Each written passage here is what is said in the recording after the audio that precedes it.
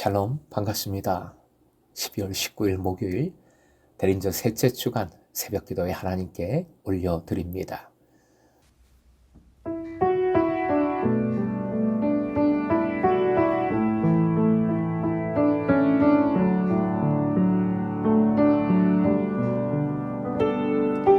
나를 세상의 빛으로 부르신 주님 비추소서.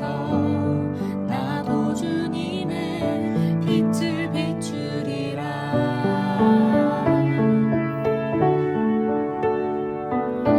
나를 세상의 빛으로 부르신 주님 비추소서. 나도 주님의 빛을 비추리라.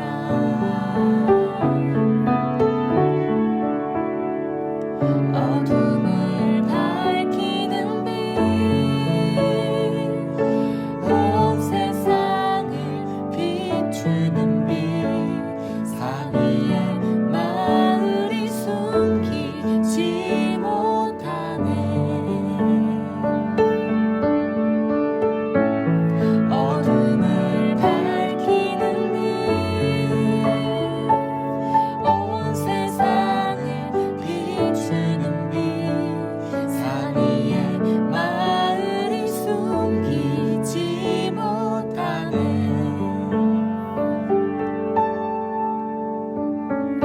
나를 세상의 빛으로 부르신 주님 비추소서. 나도 주님의 빛을 비추리라.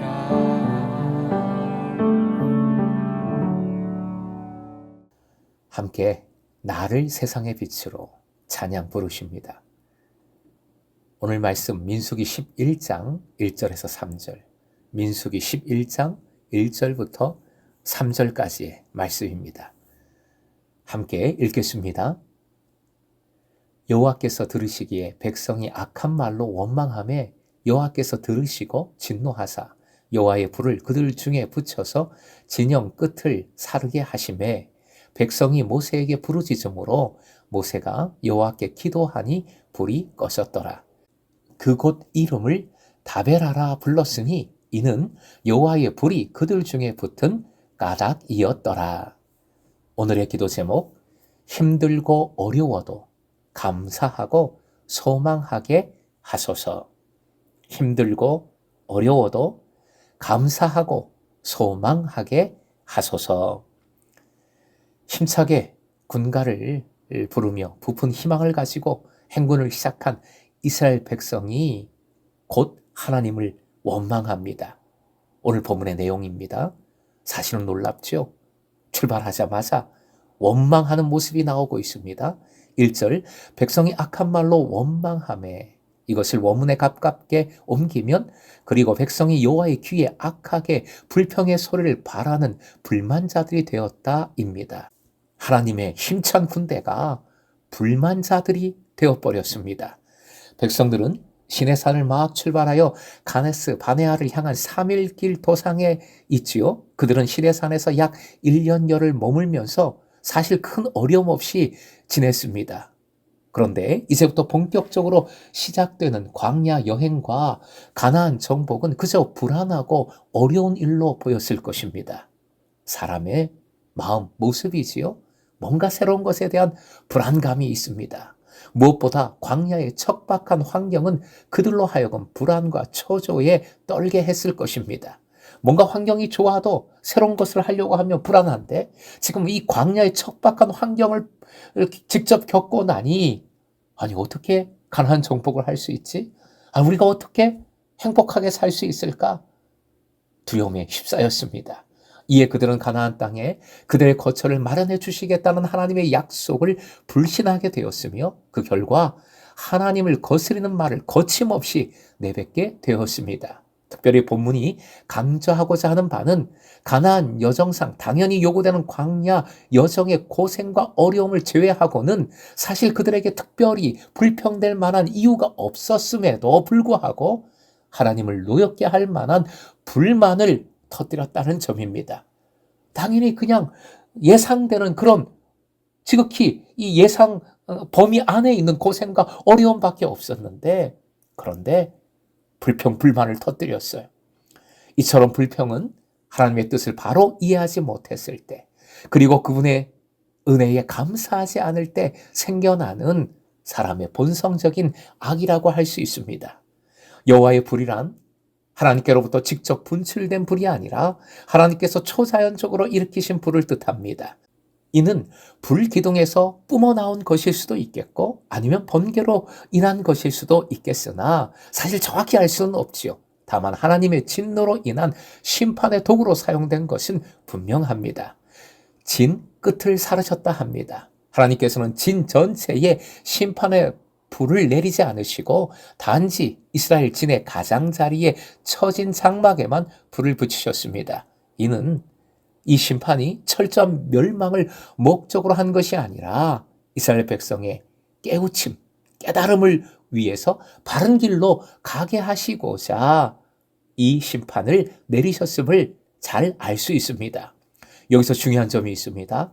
이스라엘 백성들이 이전에 출애굽하여 시내산으로 향할 때에도 사실 불평했었어요. 그런데 그때는 하나님께서 심판하지 않으셨습니다. 그런데 지금은 다르지요? 시내산 언약을 중심으로 이전에 이스라엘은 마치 젖먹이 아이와도 같은 신앙이었지만, 그래서 하나님께서 묵인하셨지만 이제는 다릅니다. 시내산 언약을 통하여서 이스라엘 백성은 하나님께로부터 율법을 전수받았습니다. 하나님의 군대가 되어서 행군하고 있습니다. 하나님의 뜻과 계획을 보다 분명히 알게 되었기에, 그럼에도 불구하고 이렇게 불평, 불만에 빠져 있기에 하나님께서 진노하셨고 징계를 내리신 것입니다. 2절 모세가 기도하니 꺼졌습니다. 중보 기도가 이렇게 중요합니다. 기도하니의 의미는 중재하다, 탄원하다, 판단하다는 뜻의 히브리어 팔랄에서 온 유래한 말로 곧 하나님께 절규하듯 간청하면서 그 모든 판단을 하나님께 온전히 맡겼다는 뜻입니다.